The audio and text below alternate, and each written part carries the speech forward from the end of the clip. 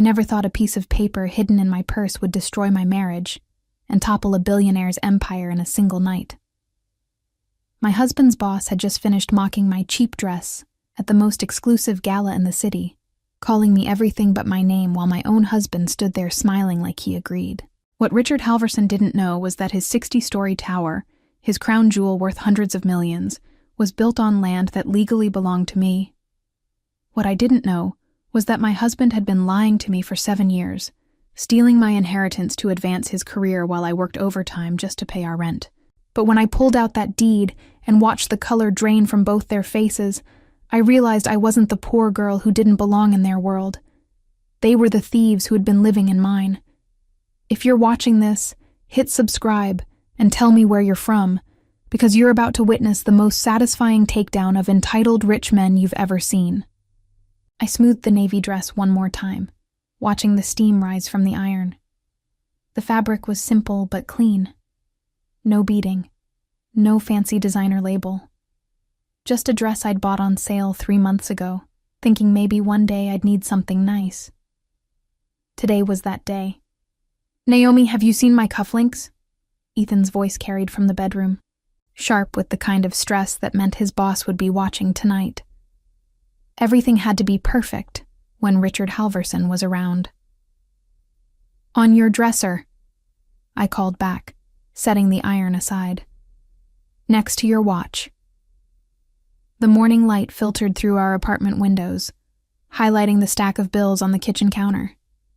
Ethan made good money as a senior executive, but this part of town wasn't cheap. We weren't poor, but we weren't rich either. At least, that's what everyone thought. I folded the dress carefully and laid it on our bed. Ethan rushed past me, already in his black tuxedo, fumbling with his bow tie. He looked like he belonged in those fancy magazines. Tall, blonde, with the kind of easy confidence that opened doors. "This gala is huge for us," he said, not looking at me as he fixed his tie. "Half the city's biggest donors will be there. If I can get on Richard's good side tonight." His voice trailed off, but I knew what he meant. A promotion. Maybe that corner office he'd been wanting. Maybe enough money so I could quit my job answering phones at the insurance company. "I'll stay out of your way," I said quietly. He stopped moving and looked at me in the mirror.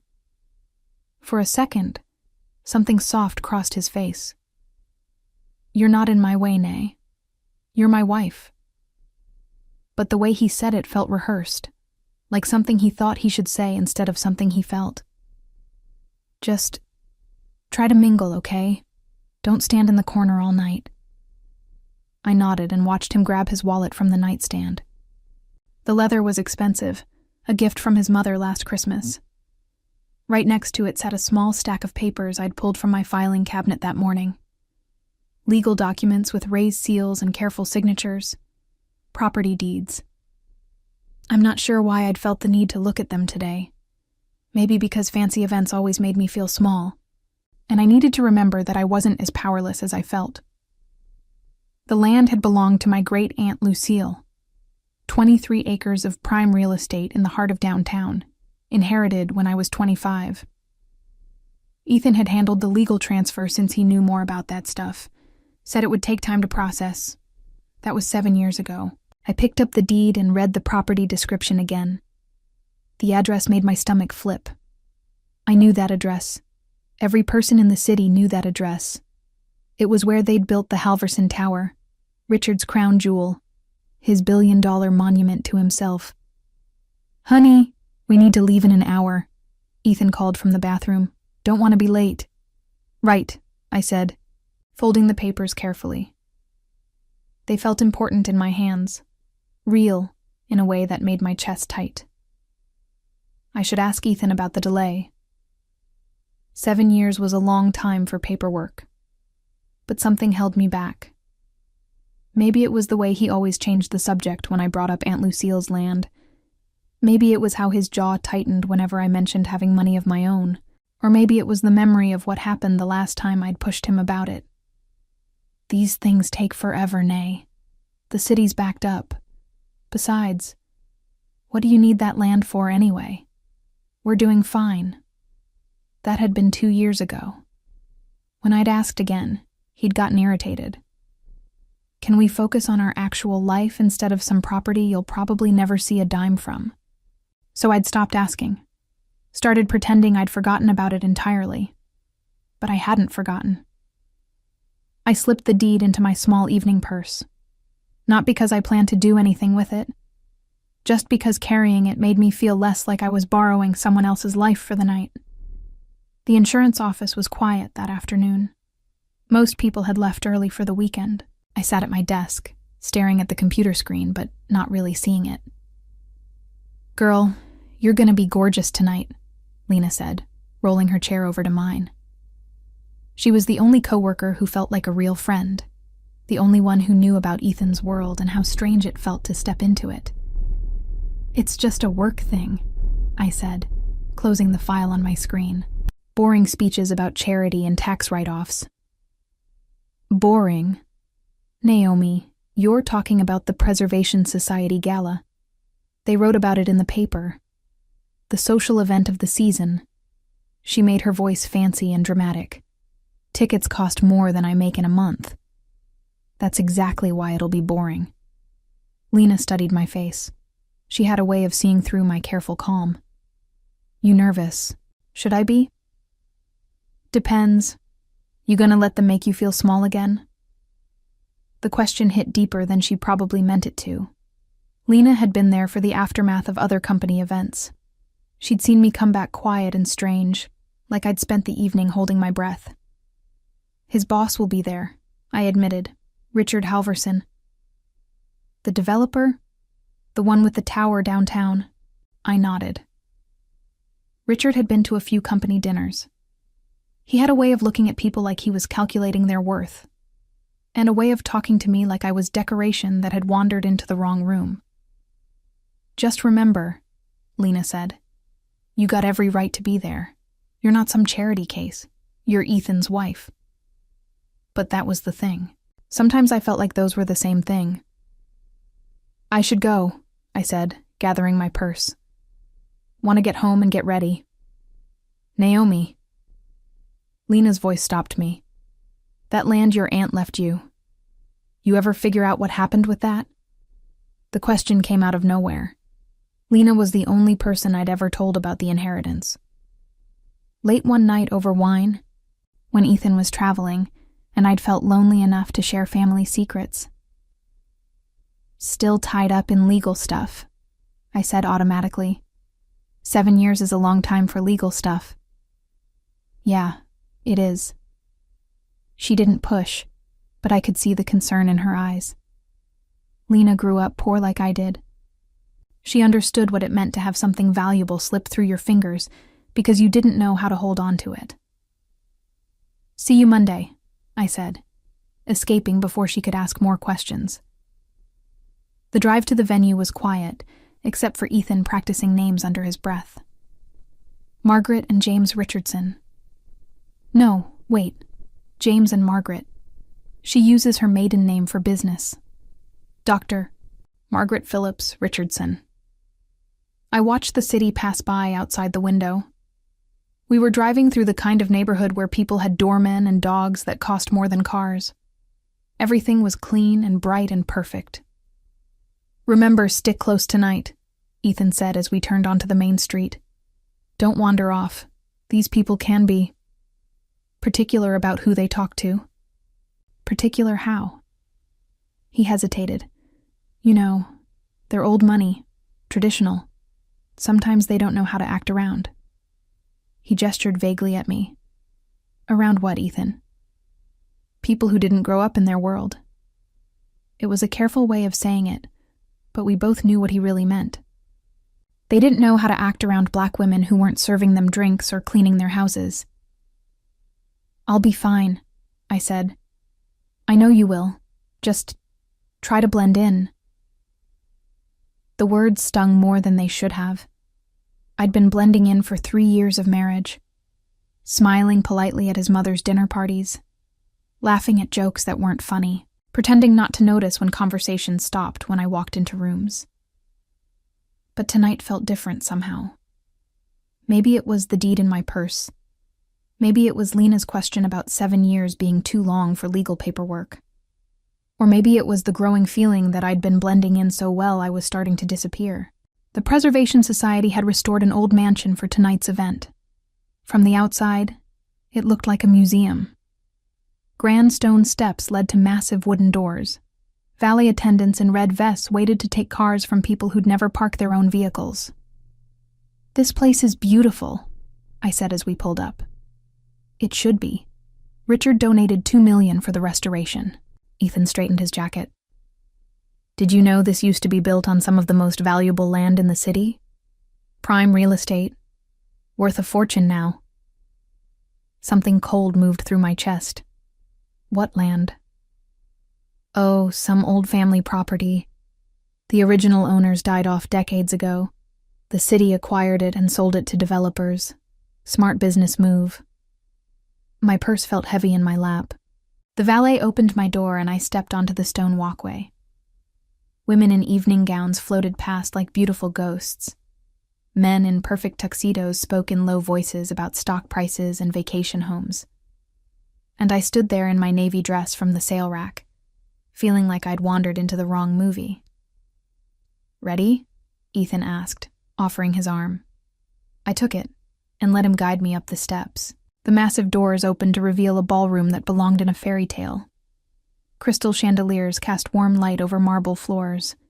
A string quartet played in the corner while waiters glided between guests with silver trays. "Beautiful," I whispered. "Mr. Carter." A voice boomed across the room.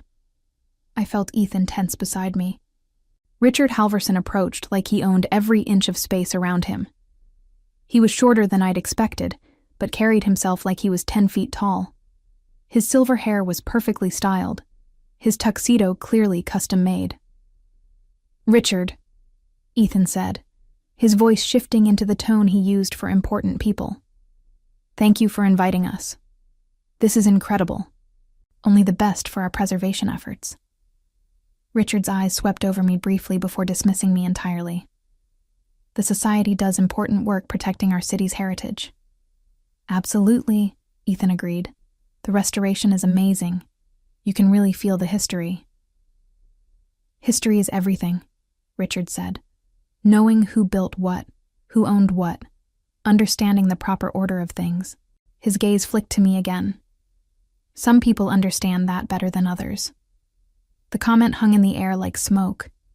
Ethan shifted uncomfortably but said nothing. "Well," Richard continued, "I should mingle. Donors to schmooze, you understand. Carter, we'll talk Monday about that Henderson project." He walked away, leaving us standing in the middle of the ballroom.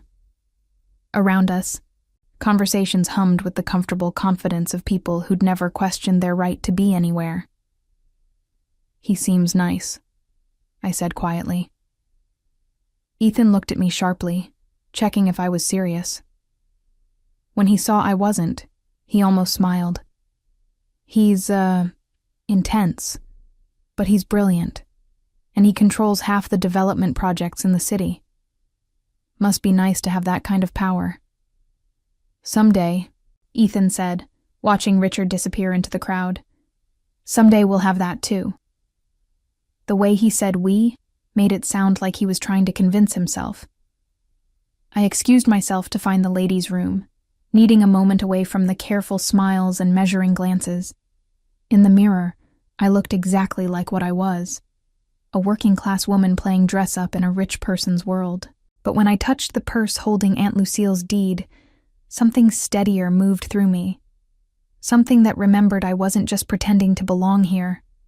I was already here. I'd been here all along. I just hadn't known it yet. When I returned to the ballroom, Ethan was deep in conversation with a group of executives. I stood at the edge of their circle, invisible as always, listening to them discuss property values and development deals. And that's when Richard's voice cut through the gentle music and polite chatter. "Well, well, look what we have here." I turned to find him approaching with a crystal champagne flute in each hand.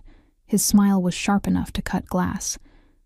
"I don't believe we were properly introduced," he said, offering me a glass. Richard Halverson. And you are?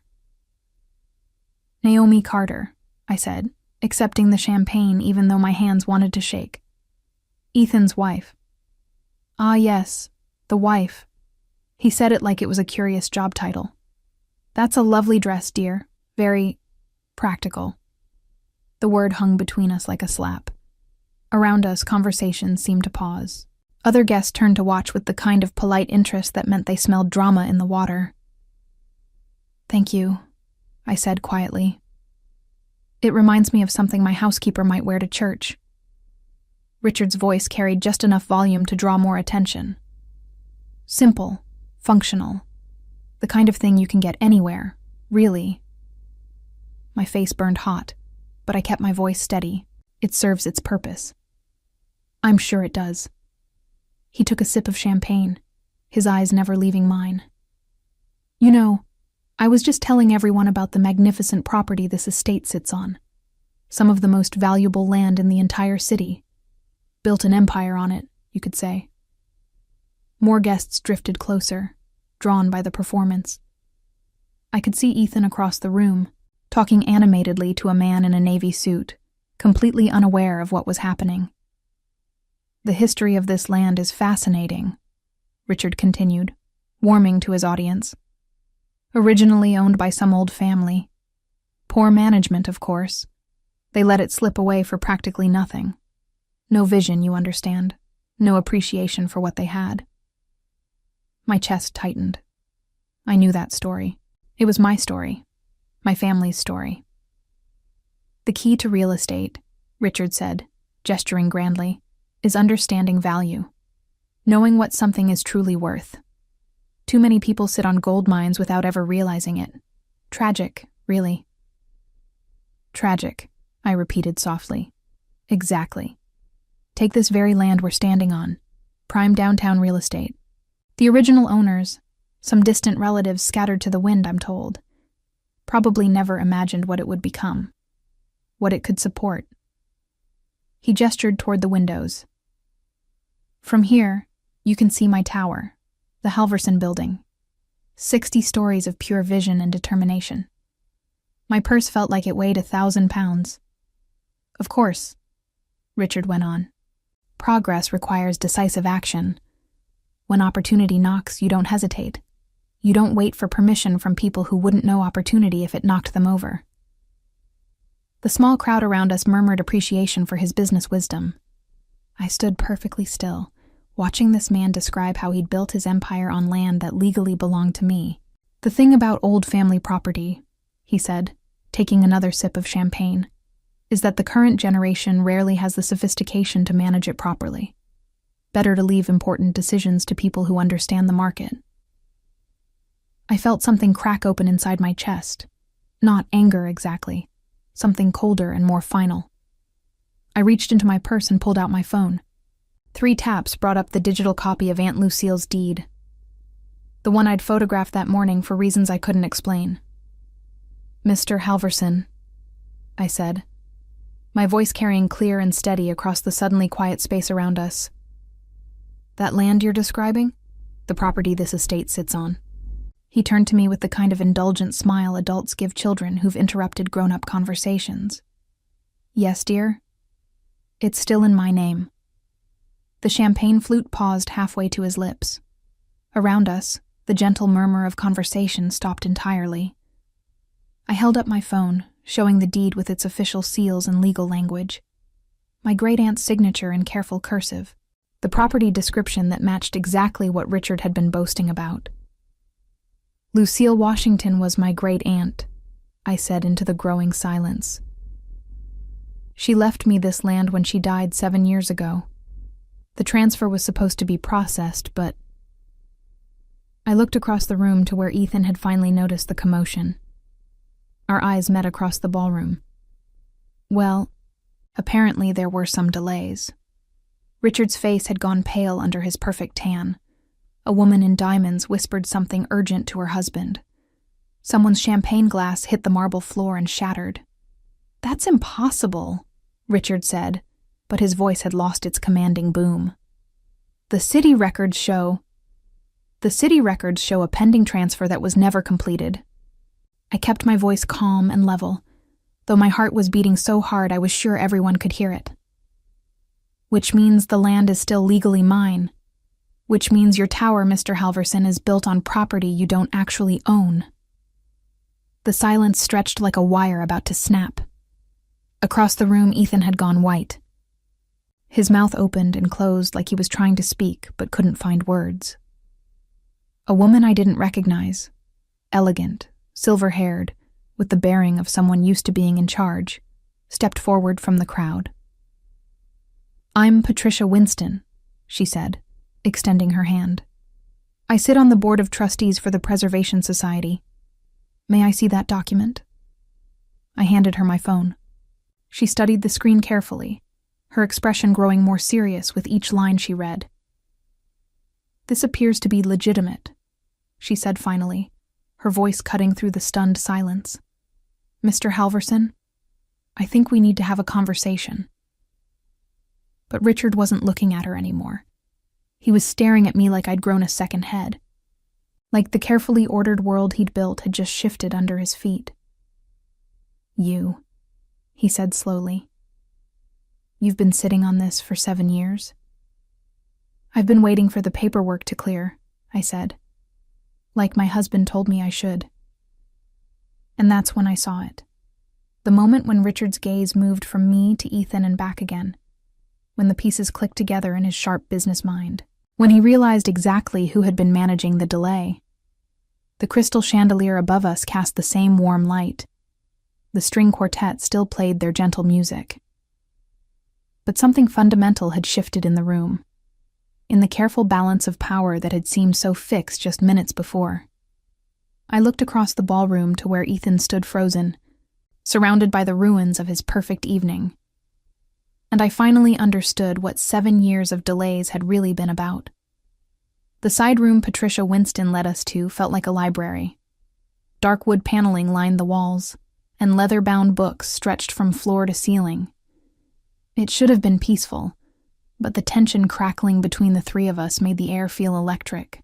Richard paced near the window while Patricia examined my phone more carefully. Ethan sat in a wingback chair, his head in his hands like he was nursing the world's worst headache.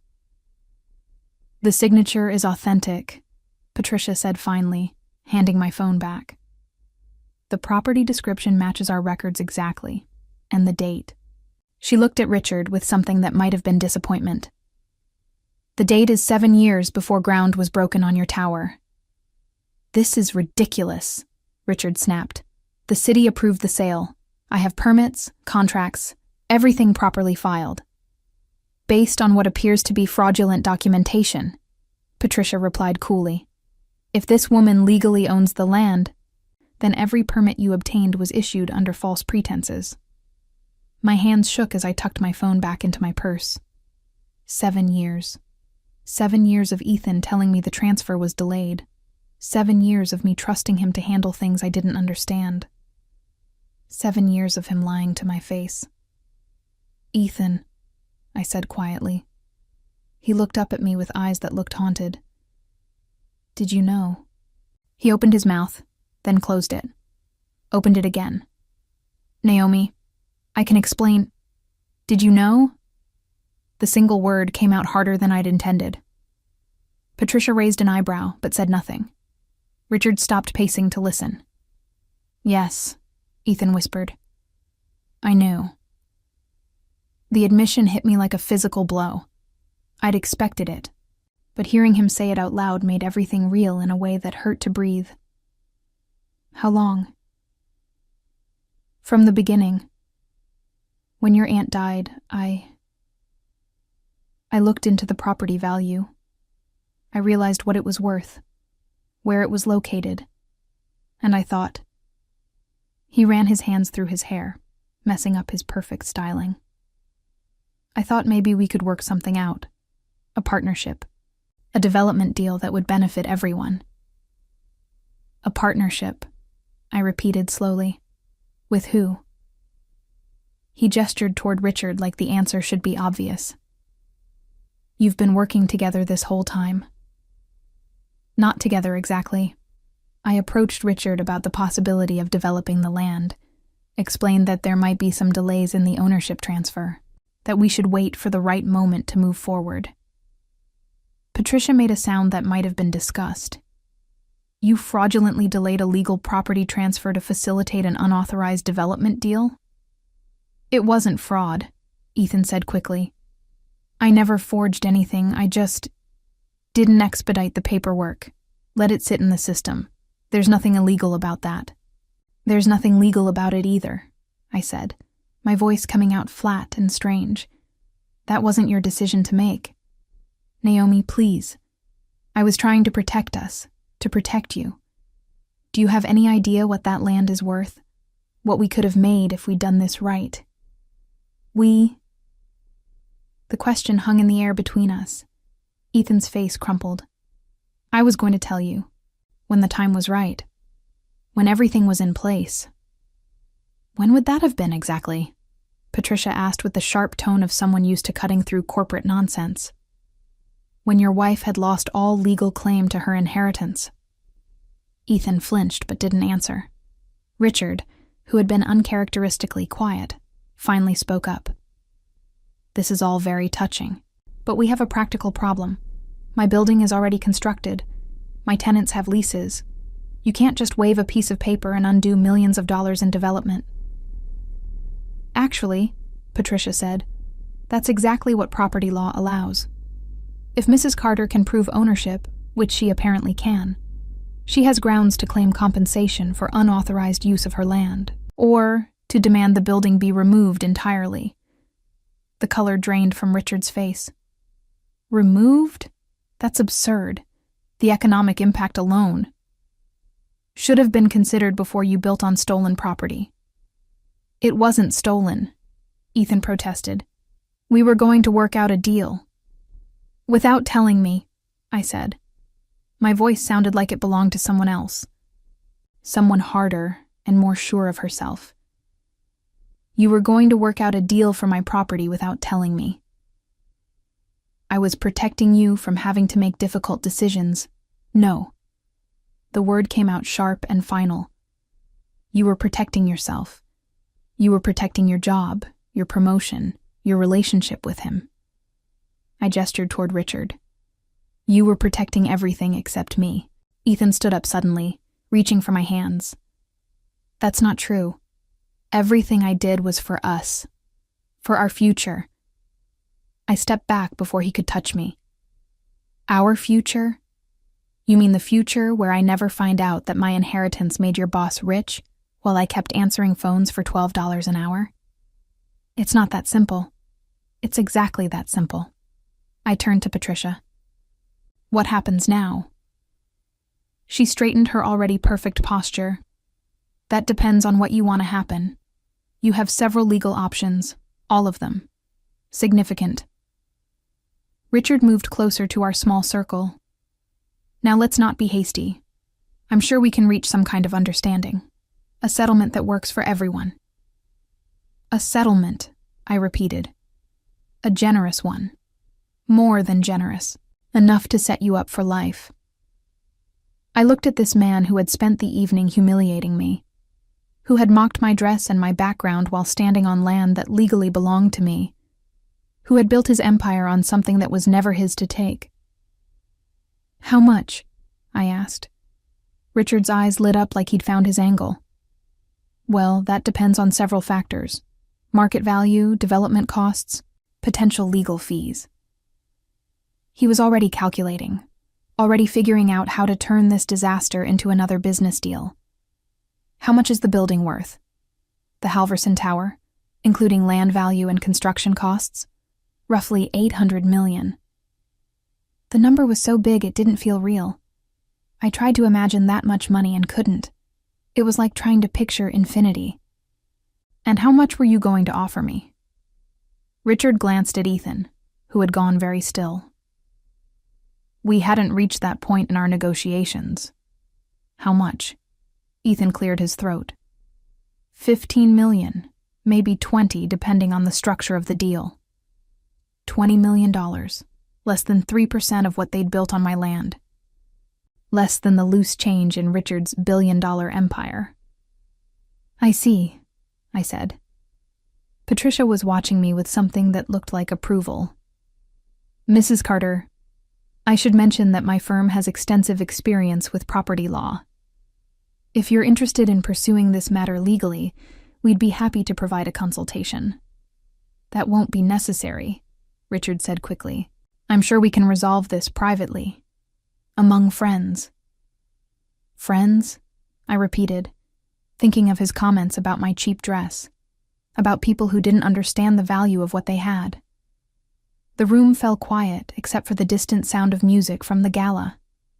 Out there, people were still dancing and drinking champagne and pretending that their perfect world hadn't just shifted on its foundation.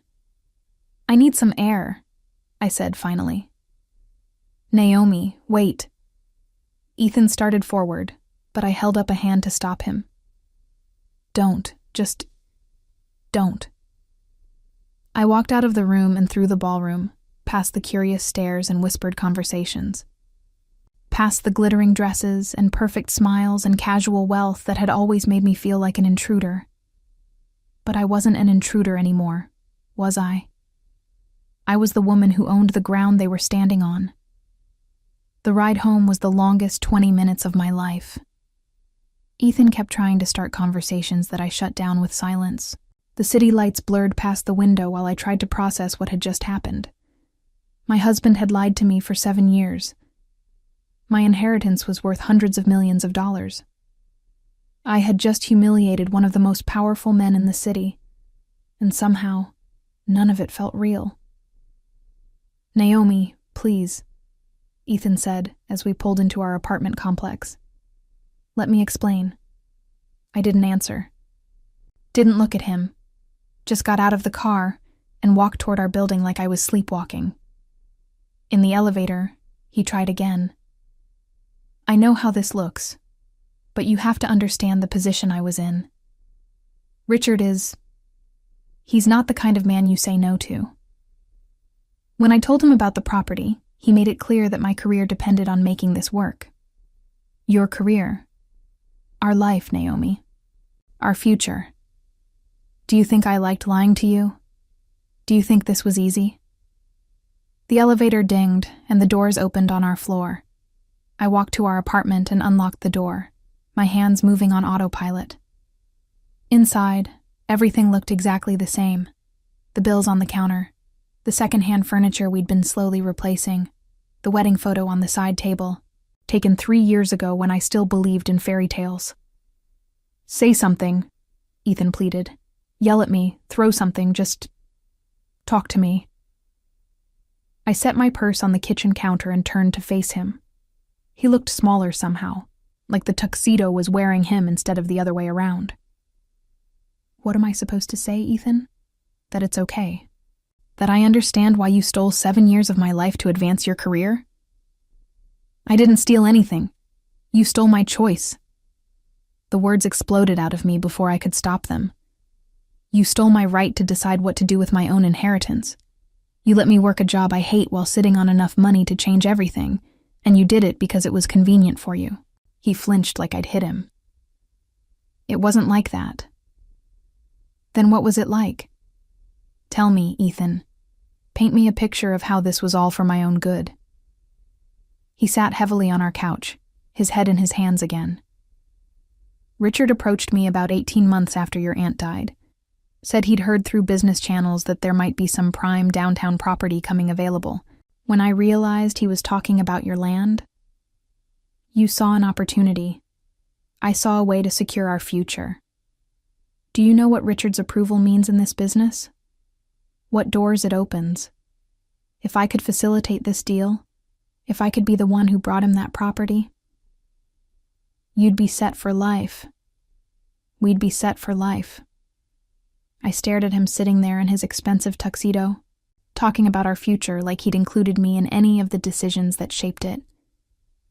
Did you ever plan to tell me? The question hung between us like a blade. Yes, of course. Once everything was in place, once the deal was structured and we knew exactly what we were walking into. When, Ethan? When exactly were you planning to tell me? He looked up at me with eyes that couldn't quite meet mine. Soon. Very soon. Richard and I were just working out the final details. How soon? Next month? Next year? When I turned 40 and you decided I was old enough to handle my own business? It's not about age. Then what is it about? I moved closer to the couch, my voice getting dangerously quiet. What is it about me that made you think I couldn't handle knowing the truth about my own inheritance? He opened his mouth, then closed it. Whatever he'd been about to say, he thought better of it. Say it, Ethan. Say what? Say what you really think. Say why you thought it was better to lie to me for 7 years than to trust me with the truth. The silence stretched between us like a chasm. Outside our windows, the city hummed with late-night energy. People living their lives, making their choices, trusting the people they love to be honest with them. You wouldn't have understood the complexity of the situation, he said finally. There it was. The truth underneath all the careful explanations and justifications. I wouldn't have understood. The legal implications alone.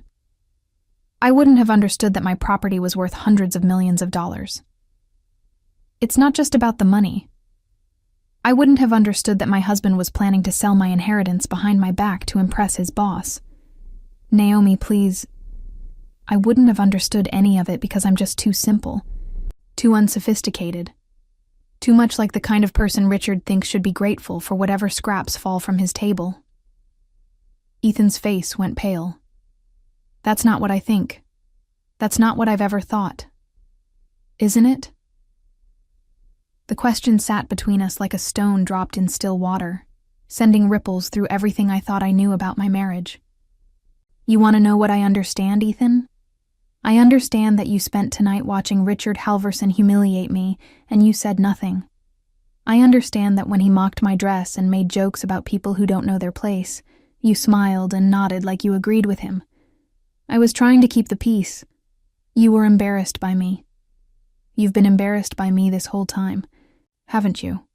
The working-class black girl who didn't know she was sitting on a fortune. How inconvenient for you. How much easier it would have been if I'd just stayed ignorant and grateful, while you handled all the important decisions. That's not fair. Fair? I laughed, and it came out sharp and bitter. You want to talk about fair? Let's talk about me working overtime to help pay our rent while you delayed processing paperwork that would have made me rich. Let's talk about me apologizing for my cheap dress while standing on land that belongs to me. Ethan stood up suddenly, his hands reaching toward me. I love you. Whatever mistakes I've made, whatever I've done wrong, that hasn't changed. I love you, and I was trying to protect you. From what? From making decisions you might regret. From being taken advantage of by people who would use your inexperience against you. People like Richard. People like Richard. I stared at him. This man I'd married. This man I'd trusted with my life and my future. This man who thought love meant making choices for me instead of with me. You know what's funny? I said quietly. You were so worried about me being taken advantage of that you never realized you were the one doing it. He stepped back like I'd slapped him. I need some air, I said, moving toward the bedroom. I need to think. Naomi, don't do this. Don't shut me out. We can fix this. Whatever needs to happen, we can figure it out together. I paused in the doorway and looked back at him. Still handsome in his perfect tuxedo. Still the man who'd charmed me into believing I could belong in his world. Together, I repeated, like how we figured out what to do with my inheritance together. His face crumpled, and for a moment I almost felt sorry for him. Almost. Get some sleep, Ethan. Tomorrow we'll figure out what happens next. I closed the bedroom door and leaned against it, listening to him move around the living room. After a while, I heard him settle on the couch. I changed out of my navy dress and hung it carefully in the closet. It looked different now. Not cheap or simple or wrong, just honest, just real. I lay in bed staring at the ceiling, my mind spinning through everything that had happened. In one evening, my entire life had been turned upside down. Everything I thought I knew had been revealed as careful fiction. But underneath the shock and hurt and anger, something else was growing. Something that felt like relief. For 7 years, I'd felt like I was living in a world that didn't quite fit. Always slightly out of place. Always trying to shrink myself small enough to squeeze into spaces that weren't designed for me. But it turned out I hadn't been too small for those spaces at all. They'd been too small for me. I pulled out my phone and looked at the deed one more time. My great-aunt's signature in careful cursive. The legal description of land worth more money than I could imagine. Land that was mine.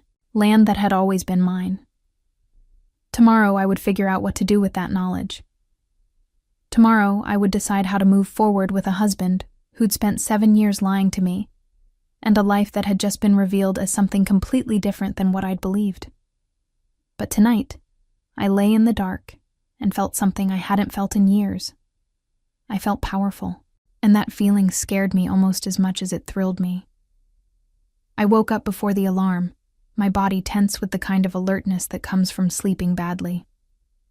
The other side of the bed was empty and cold. Ethan had spent the night on the couch. Sunlight filtered through our bedroom curtains, highlighting the dust motes floating in the air. Everything looked ordinary, normal, like the previous night had been some elaborate dream. But when I reached for my phone and saw the deed still saved in my photos, I knew it had all been real. The sound of the coffee maker starting up told me Ethan was awake. I could hear him moving around the kitchen, probably trying to act like this was any other Sunday morning, like we hadn't just discovered that our entire marriage was built on a lie. I stayed in bed for another 20 minutes, listening to him practice what he was going to say. His voice carried through the thin walls as he rehearsed apologies and explanations, trying out different approaches like he was preparing for a business presentation. When I finally emerged from the bedroom, he was standing at the kitchen counter in yesterday's dress shirt and pants, his bow tie draped over a chair. He looked tired and smaller somehow, less like the confident executive who'd walked into the Gala last night. "Good morning," he said carefully, like he was testing the temperature of the water. "Morning." He'd made coffee the way I liked it, with cream and just a touch of sugar. The gesture felt both thoughtful and desperate. "I called in sick to work," he said. "Figured we should talk. Really talk. About everything." I accepted the coffee and sat at our small kitchen table. "Okay, let's talk." He sat across from me, his own mug untouched. "I know you're angry. I know you have every right to be. But I need you to understand that everything I did because I love you. You keep saying that, because it's true." I sipped my coffee and studied his face. 3 years of marriage had taught me to read his expressions, to see past the careful composure he wore like armor. This morning, that armor was cracked. "Tell me about the first conversation," I said. "When Richard approached you, what exactly did he say?" Ethan's hands tightened around his coffee mug. He'd heard through business channels that there was some prime downtown property that might become available. He asked if I knew anything about it. "And you said?" I said I might, that I'd look into it. "When was this?" "About 18 months after your aunt died. You were still grieving, still trying to figure out how to handle her affairs. You'd asked me to take care of the legal paperwork because it was overwhelming you. So you looked into it. I had our lawyer research the property. When I realized what it was worth, where it was located." He ran a hand through his hair. "Naomi, do you have any idea what 23 acres of prime downtown real estate is worth? What we could do with that kind of money?" I said quietly. "You keep using that word. Because this affects both of us. Our future, our life together. Our life that you've been managing without telling me." He flinched. "I was trying to protect you from having to make impossible decisions. Do you know what happens to people who suddenly come into that kind of wealth? Do you know how many families are destroyed by money? So you decided to protect me from my own inheritance. I decided to make sure we handled it right, that we didn't make mistakes we couldn't undo.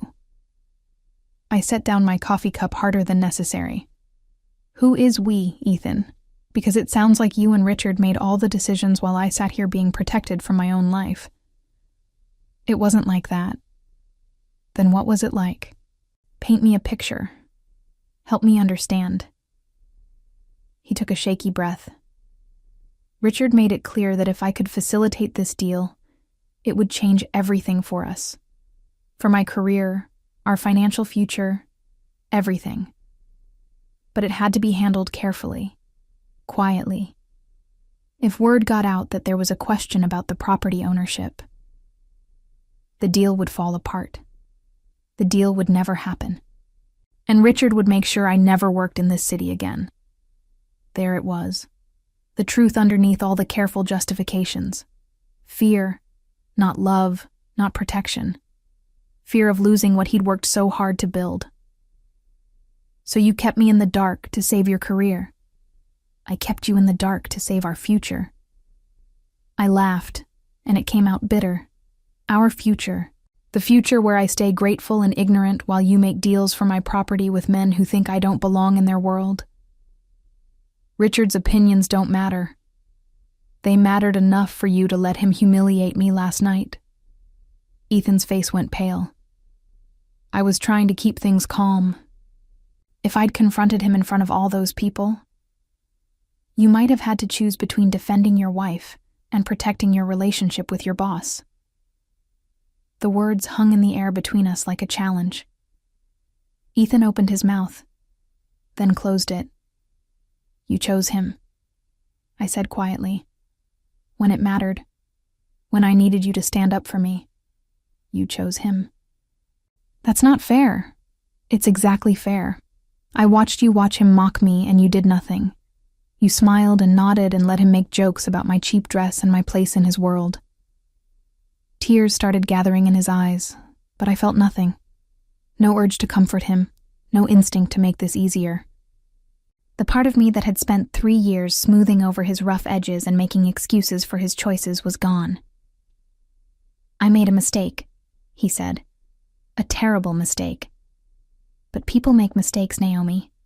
Marriages survive mistakes. Do they survive 7 years of lies?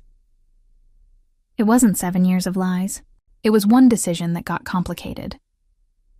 Every day you didn't tell me the truth was another lie. Every time I asked about the paperwork and you deflected was another lie. Every time you let me worry about money while sitting on information that would have changed, everything was another lie. He reached across the table toward my hands, but I pulled them back. I can fix this, he said desperately. Whatever you want to do with the property, whatever decision you want to make, I'll support you. We can start over. Start over. Clean slate. Full honesty from now on. I'll tell Richard the deal is off, that you want to pursue other options. You'll tell Richard? We'll tell him, together. Whatever you want. I stared at this man I'd married. This man who still didn't understand that the problem wasn't the deal. The problem was that he thought my choices were his to make. I'm going to Lena's for a while, I said, standing up. I need space to think. Naomi, please, don't leave. We can work this out. Can we? Can we work out the fact that you think love means making decisions for me instead of with me? Can we work out the fact that you've been embarrassed by me this whole time but were too polite to say so? I've never been embarrassed by you. Haven't you? Be honest, Ethan. Really honest. For the first time in 7 years. Haven't there been moments when you wished I was different? More polished? More like the women Richard's friends married? The silence stretched between us like a blade. Sometimes, he whispered. The admission hit me like a physical blow, even though I'd been expecting it, even though I'd known. Thank you, I said quietly, for finally telling me the truth. I went to the bedroom and packed a small bag while he sat at the kitchen table with his head in his hands. When I came back out, he looked up at me with red-rimmed eyes. "How long?" he asked. "I don't know. Naomi, I love you. Whatever I've done wrong, whatever mistakes I've made, that hasn't changed." I paused at the door and looked back at him. Still handsome, still successful, still everything I'd thought I wanted when we met. But love wasn't supposed to feel like shrinking yourself small enough to fit into someone else's life. "I know you do," I said. "But love isn't enough when it comes with conditions I can't meet." Lena lived in a small apartment across town, the kind of place I'd grown up in. Secondhand furniture mixed with pieces she'd saved up for. Photos of family and friends covering the refrigerator. Real life, lived honestly. She took one look at me standing in her doorway with my overnight bag and pulled me inside. "Okay," she said, settling us both on her couch with cups of tea. "Tell me everything." So I did. I told her about Richard's humiliation, about the deed, about 7 years of lies. I told her about Ethan's justifications and his admission that sometimes he was embarrassed by me. I told her about feeling like I'd been living someone else's life without knowing it. Lena listened without interrupting, her expression growing darker with each detail. "That son of a bitch," she said when I finished. "Which one?" "Both of them. But especially your husband. Girl, 7 years? 7 years he let you think you were struggling while sitting on information that would have made you rich? He says he was protecting me." "Protecting you from what? From having options? From being able to make your own choices?" I curled up in the corner of her couch, pulling a throw pillow against my chest. Maybe he's right, though. Maybe I wouldn't have known what to do with that kind of money. Maybe I would have made mistakes. "Stop." Lena's voice was sharp. "Stop making excuses for him. So what if you would have made mistakes? They would have been your mistakes to make. That money was yours. That choice was yours. And he took it away from you because he thought he knew better. He loves me. Does he? Because love doesn't lie to you for 7 years. Love doesn't let other people humiliate you while it sits there smiling. Love doesn't make you feel like you have to shrink yourself to be acceptable." I knew she was right, but knowing it and feeling it were different things. 3 years of marriage had trained me to see things from Ethan's perspective, to understand his pressures and forgive his choices. "What am I supposed to do now?" I asked. My whole life just got turned upside down. "You're supposed to figure out what you want your life to look like going forward. Not what Ethan wants. Not what's convenient for his career. What you want. I don't even know where to start. Start with the property. That's real money, real power. What do you want to do with it?" I thought about Richard's tower rising 60 stories above downtown. About all the tenants paying rent on land that belonged to me. About the billions of dollars in business conducted every day on property I owned. "I want to talk to a lawyer," I said. "A good one. Someone who represents me, not Ethan." "Now you're thinking, what else?" "I want to understand what options I really have. Not what Ethan thinks I should do, not what's convenient for Richard's business deals. What I can actually do." "Good. What else?" I was quiet for a long moment, thinking. "I want to stop apologizing for taking up space in rooms where I have every right to be." Lena smiled, and it was fierce. There's my girl. We spent the afternoon researching property lawyers and looking up information about land ownership rights. The legal language was complex, but the basic facts were clear. If I could prove ownership, I had significant leverage, more than significant. I had power. The thought scared me almost as much as it thrilled me. That evening, Lena made dinner while I sat at her kitchen table staring at my phone. Ethan had called 6 times and sent twice as many texts. All variations on the same theme. We needed to talk. He could explain everything. He loved me and wanted to make this right. You going to call him back? Lena asked, setting a plate in front of me. I don't know what to say. You don't have to say anything yet. Sometimes the most powerful thing you can do is nothing. I thought about that as we ate. About the power of silence, of withholding the reassurance Ethan was desperately seeking. For 7 years, I'd been quick to comfort him when he was stressed, quick to smooth over problems and make things easier for him. Maybe it was time to let him sit with the consequences of his choices. My phone buzzed with another text. Please come home. We can figure this out together. Together. Still that word. Still the assumption that his version of together was the only one that mattered. I turned off my phone and helped Lena with the dishes. That night, lying in her guest bedroom, I stared at the ceiling and tried to imagine what my life might look like going forward. For 3 years, my future had been tied to Ethan's career, his ambitions, his vision of success. I'd been a supporting player in someone else's story, but what if I was the main character in my own story? What if I stopped trying to fit into spaces that weren't designed for me and started creating spaces that were? What if I stopped being grateful for scraps from other people's tables and started sitting at my own? The questions swirled through my mind as I drifted toward sleep. Tomorrow I would start looking for answers. Tomorrow I would begin the process of figuring out who I was when I wasn't busy being who everyone else needed me to be. But tonight, for the first time in years, I fell asleep feeling like the future was mine to decide, even if I had no idea what that decision would be. Monday morning came too early and too bright.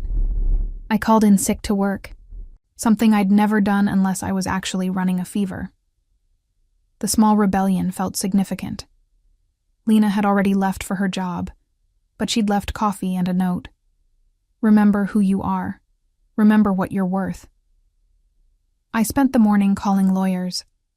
Patricia Winston had given me her card at the gala, but I wanted to explore my options. I wanted someone who would represent me, not the interests of compromise and keeping things quiet. The third lawyer I spoke to was a woman named Carmen Rodriguez.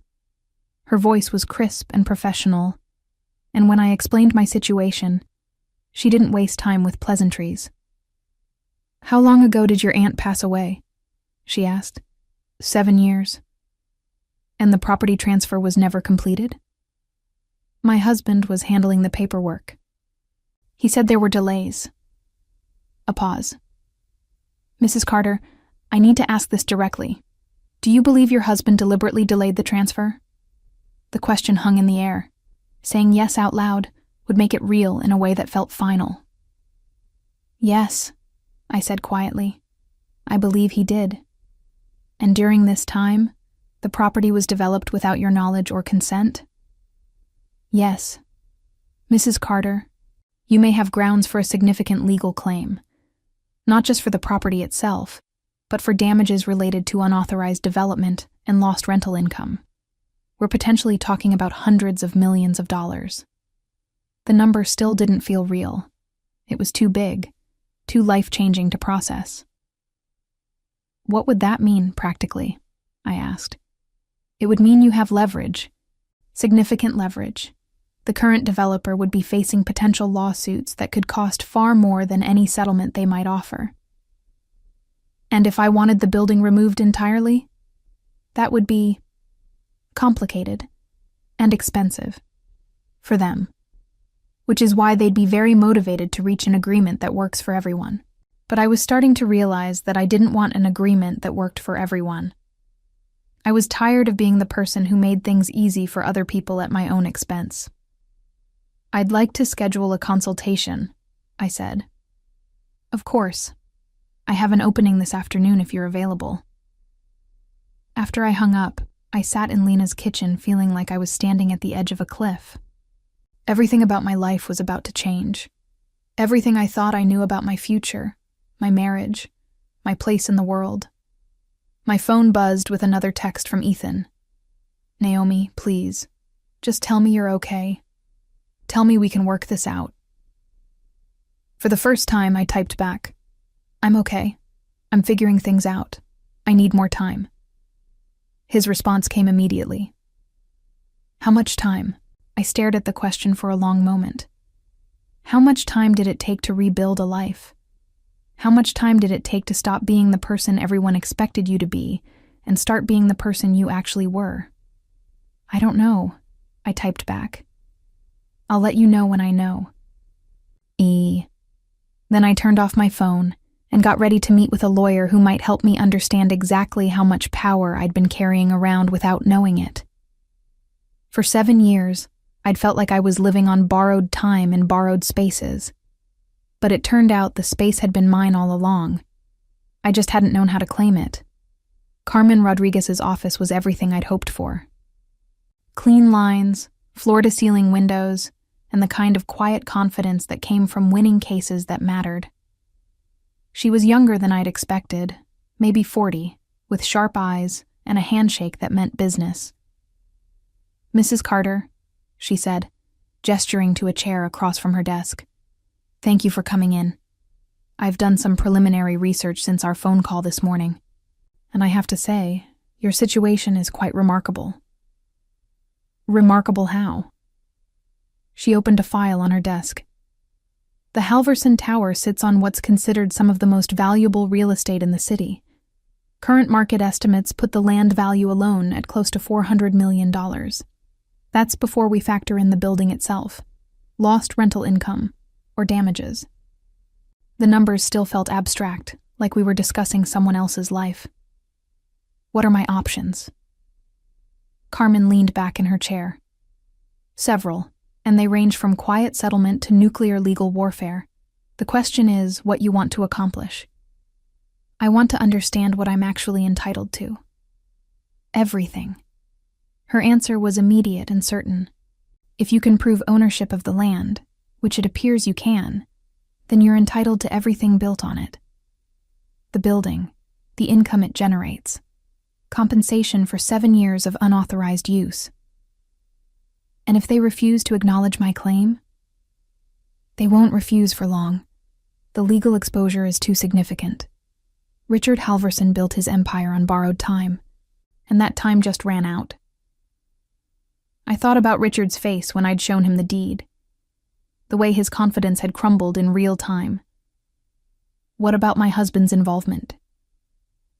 Carmen's expression grew more serious. That's more complicated. If we can prove he deliberately delayed the property transfer to facilitate an unauthorized development deal, he could face both civil and criminal liability. Fraud, breach of fiduciary duty, potentially more. The weight of that settled in my chest. Ethan hadn't just lied to me. He'd committed crimes. Real crimes with real consequences.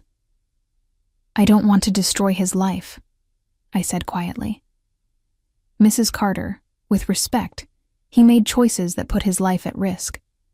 The question is whether you want to protect him from the consequences of those choices. I was quiet for a long moment, thinking.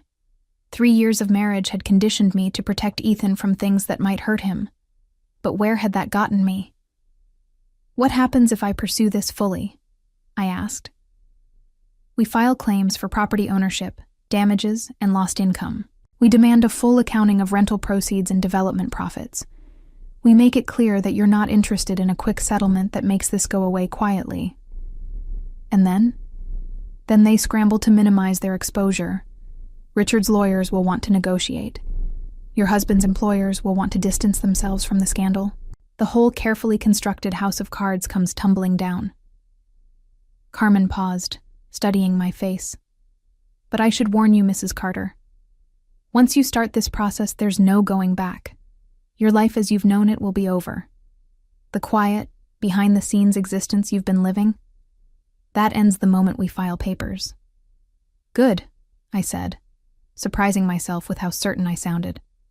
I'm tired of living quietly. Carmen smiled, and it was sharp. Then let's make some noise.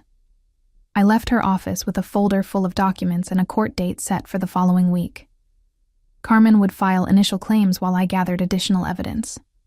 The property deed, correspondence with Ethan about the transfer, anything that could establish a timeline of the deception. But first, I had another stop to make. The Halverson Tower rose 60 stories above downtown, glass and steel reaching toward the sky like a monument to ambition. I'd driven past it countless times without really seeing it.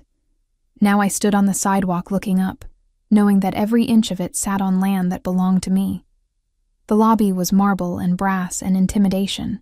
Security guards in expensive suits watched everyone who entered. A directory listed dozens of companies spread across dozens of floors, all of them paying rent to use space that was legally mine. "Can I help you?" The woman at the reception desk had the kind of polished professionalism that made it clear I didn't belong here. "I'm here to see Richard Halverson." "Do you have an appointment?" "No, but I think he'll want to see me. Tell him Naomi Carter is here." She made the call with the tone people used when they expected to be told no, but after a brief conversation, her expression changed. "Mr. Halverson will see you now. 60th floor, executive elevator." The ride up gave me time to think about what I wanted to accomplish. Not revenge exactly. Something cleaner than that. Something more like justice. Richard's office was everything I'd expected. Floor-to-ceiling windows with a view of the entire city. Expensive art on the walls. A desk the size of my kitchen table. And Richard himself, standing with his back to me, looking out at his empire. "Mrs. Carter," he said without turning around. "I wondered when you'd show up." "Did you? Intelligent woman discovers she owns valuable property. Husband who's been lying to her for years. It was only a matter of time before you decided to explore your options." He turned to face me, and I was surprised by how tired he looked. The confident, cruel man from the Gala had been replaced by someone who looked like he'd been losing sleep. "Please sit," he said, gesturing to a chair across from his desk. "Can I offer you something? Coffee? Water?" "No, thank you." I sat down and looked at him across the expanse of polished wood. This man who had built his empire on stolen ground, who had mocked my dress while standing on property that belonged to me. "I suppose you're here to discuss terms," he said. "Terms. Settlement terms. What it will take to make this situation go away quietly." I thought about Carmen's advice, about the power of silence, of not giving people what they expected. "I'm not here to make this go away," I said. Richard's expression shifted slightly. "Mrs. Carter, I think there may be some confusion about the practical realities here. Yes, you may have a legal claim to this property, but this building represents thousands of jobs, millions in tax revenue, an entire ecosystem of business. You can't simply wave a piece of paper and undo all of that." "Can't I?" "The economic disruption alone would be catastrophic. Surely you understand that there are larger considerations than individual property rights." I looked around his office, at the monuments to his success, at the view of a city where he'd never questioned his right to take up space. "Tell me something, Mr. Halverson. When you decided to build on my land, did you consider the economic disruption to my life? Did you think about the larger considerations of stealing someone's inheritance?" His jaw tightened. "That property was abandoned. No one had made a claim on it in years, because my husband was preventing the claim from being processed. Your husband approached me with a business proposition. I had no knowledge of any impropriety. You had no knowledge that he was deliberately delaying a legal property transfer to facilitate your development deal?" Richard's silence was answer enough.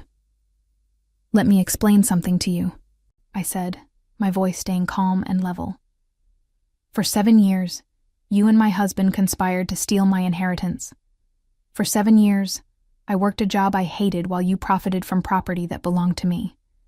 And 3 nights ago, you stood in that ballroom and mocked me for not knowing my place. Mrs. Carter, I'm not finished." The words came out sharper than I'd intended, but I didn't soften them. "You made jokes about my dress, about people who don't understand the value of what they have. You suggested that I was some kind of charity case who'd wandered into the wrong room. I may have been inappropriate. You were cruel, deliberately, publicly cruel. Because you thought I was powerless. Because you thought I was someone you could humiliate without consequences. I stood up, smoothing down my skirt. Today I was wearing another simple dress, another outfit that probably looked cheap to someone like Richard. But I wasn't apologizing for it anymore. Here's what's going to happen, I said. My lawyer is filing claims for property ownership, damages, and 7 years of lost rental income. We'll be demanding a full accounting of every dollar this building has generated since it opened. That's unreasonable. The settlement costs alone would be astronomical. Yes, they would be. Mrs. Carter, surely we can reach some kind of compromise. A generous settlement that recognizes your claim while allowing everyone to move forward. You keep using that word, everyone, as if your convenience is something I should consider when deciding what to do with my property. I walked toward the door, then paused and looked back at him. You know what the really funny thing is? If you and my husband had just been honest with me from the beginning, we probably could have worked something out. A fair partnership where everyone benefited. But you chose to lie instead. You chose to steal instead, because you thought I was too simple and too powerless to stop you. And now? I smiled, and it felt different than any smile I'd ever worn before. Sharper, more sure of itself. Now, you get to find out how wrong you were. I left the Halverson Tower feeling lighter than I had in years.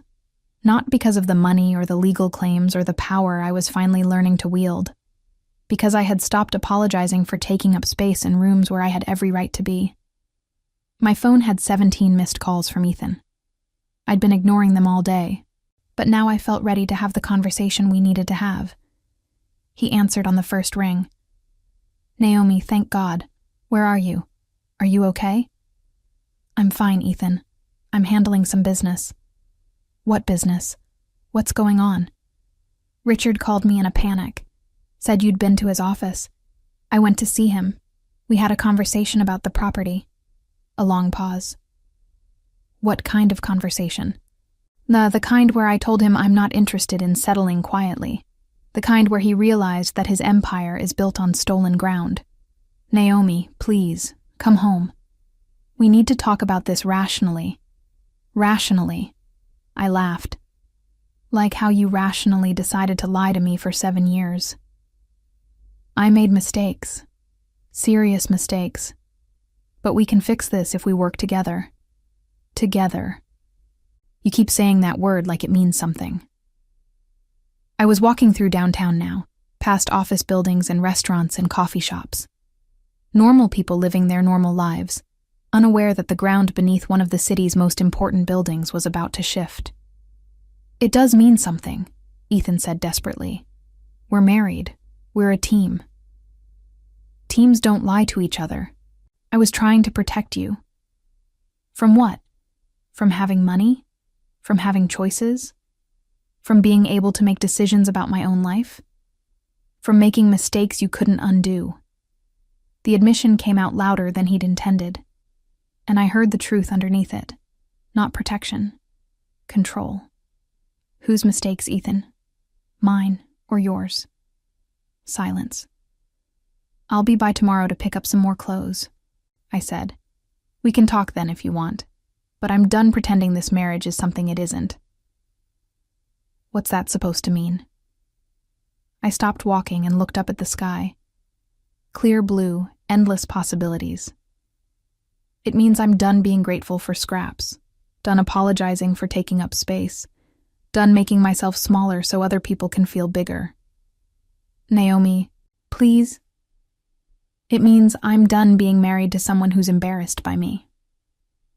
I hung up before he could respond. The next few days passed in a blur of legal documents and phone calls. Carmen's office moved with the efficiency of a machine designed for winning. Property records were pulled, timelines were established, damages were calculated. The numbers were staggering. 7 years of rental income from one of the most valuable buildings in the city. Development profits that ran into the hundreds of millions. Lost opportunity costs that compounded daily. They're going to want to settle, Carmen told me over lunch on Wednesday. The exposure is too significant for them to risk a protracted legal battle. What kind of settlement? Conservative estimate. $300 million. Possibly more depending on how aggressive we want to be. $300 million. Enough money to buy a small country. Enough money to never work again, never worry about rent or bills, or fitting into other people's expectations. What do you think I should do? I asked. Carmen smiled. I think you should do whatever makes you feel powerful instead of grateful. That afternoon, I met Ethan at our apartment to pack more clothes. He looked terrible, like he hadn't been sleeping or eating regularly. Part of me wanted to comfort him, to slip back into the pattern of making things easier for everyone else. But I was learning to ignore that part of myself. The lawyers called, he said as I folded clothes into my suitcase. Both sides. They want to schedule mediation. Do they? Naomi, the numbers they're talking about. They could destroy Richard's business, and mine. If this goes public, if there's a scandal. You should have thought about that before you decided to commit fraud. It wasn't fraud. What would you call it? He was quiet for a long moment. A mistake. A terrible mistake that got out of hand. I looked at him across our bedroom. This man I'd loved. This man I'd trusted to handle the important things while I focused on smaller concerns. He looked young suddenly, like a boy who'd been caught breaking something valuable. Do you know what hurts the most? I asked. Tell me. It's not the money. It's not even the lying, though that's part of it. I closed the suitcase and turned to face him fully. It's that you let him humiliate me. When Richard made those comments about my dress, about people not knowing their place, you sat there and smiled. You were embarrassed by me. That's not true. You admitted it was true, remember? Sunday morning when I asked you directly. You said sometimes you wished I was different. Ethan's face crumpled. I didn't mean it the way it sounded. How did you mean it? I meant, sometimes I wish things were easier, that you didn't have to feel uncomfortable in those situations, that the world was different. But you never wished the world was different, did you? You wished I was different. You wished I was the kind of woman who belonged in Richard's world without making waves. Maybe. Maybe I did. His voice was barely a whisper. But that was my problem, not yours. My insecurity, my weakness. It had nothing to do with who you are. It was the most honest thing he'd said in years, but it came too late to matter. I know, I said quietly. But knowing that doesn't change anything between us. It could. We could start over. We could build something better. With what foundation, Ethan? Trust is what holds a marriage together, and ours was built on 7 years of lies. I picked up my suitcase and headed toward the door. Naomi, wait, please, just tell me what I can do. Tell me how to fix this. I paused in the doorway and looked back at him one last time. Still handsome, still successful, still everything I'd thought I wanted when we met. But love wasn't supposed to come with conditions I couldn't meet. You can't fix this, I said. Some things break too completely to be repaired. So that's it? 3 years of marriage, and you're just walking away. I'm not walking away from 3 years of marriage, Ethan. I'm walking away from 7 years of lies. I'm walking away from a partnership where only one person got to make the important decisions. And if I had told you the truth from the beginning, if I had trusted you to handle the situation yourself, I thought about that for a moment. Then we'd be having a very different conversation right now. I left him standing in our living room and didn't look back. 2 weeks later, I sat in Carmen's office signing settlement documents that would make me one of the wealthiest women in the city. Richard had agreed to terms that were more generous than even Carmen had hoped for. Full ownership transfer of the building, payment for 7 years of lost income, and additional damages that brought the total settlement to $420 million. How does it feel? Carmen asked as I signed the final page. Surreal. And it did feel surreal. The numbers were so large they didn't feel connected to real life.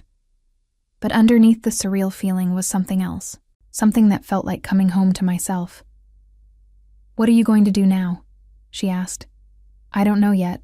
Travel, maybe, buy a house, figure out who I am when I'm not trying to be what everyone else needs me to be. Sounds like a good start.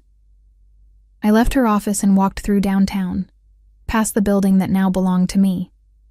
Workers were installing a new sign above the entrance. Carter Tower. My name in letters 3 feet tall. It should have felt like victory, but mostly it felt like relief. Like I'd finally stopped holding my breath. My phone buzzed with a text from Lena. Saw the news. Holy shit, girl, you okay? I typed back. Better than okay. Free.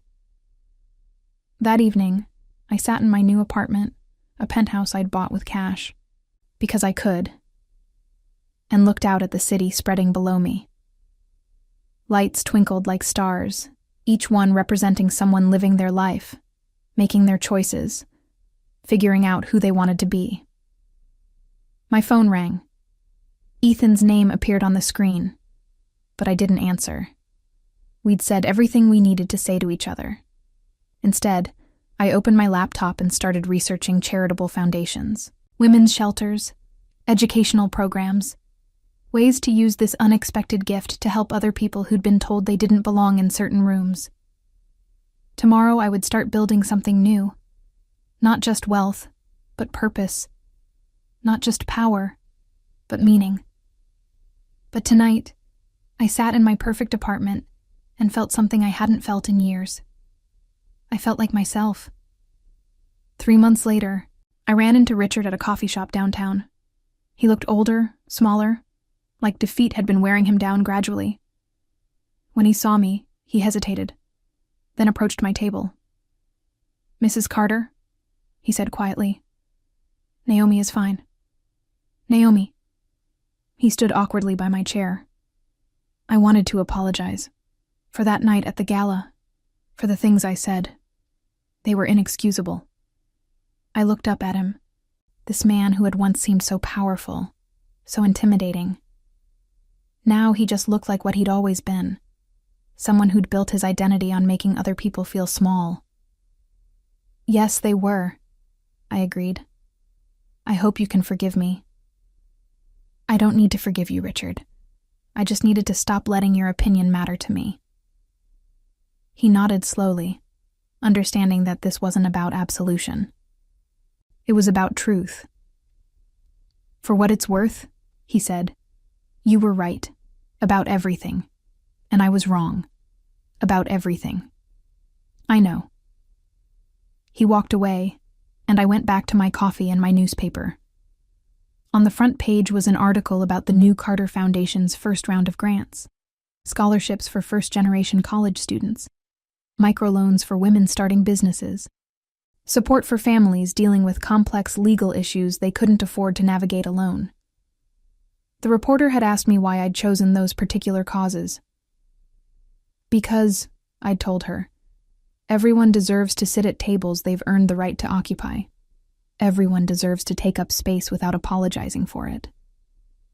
I finished my coffee and walked outside into the bright afternoon sun. Somewhere across town, Ethan was probably sitting in his corner office, working on projects that no longer had anything to do with me. Somewhere else, other people were discovering that the rooms they'd been told they didn't belong in had been theirs all along. But I wasn't thinking about any of that as I walked through downtown, past my building, past the life I used to live. I was thinking about the future I was building, one choice at a time. And for the first time in years, every single one of those choices was mine.